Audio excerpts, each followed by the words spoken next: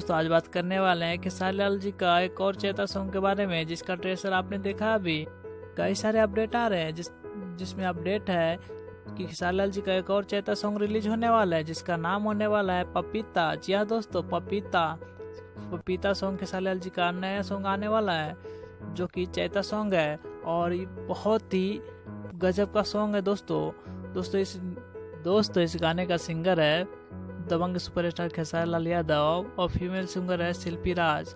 दोस्तों इस गाने का राइटर है कृष्णा बेदर्जी जी और इस गाने का म्यूजिक दे रहे हैं कृष्णा बेदर्जी जी।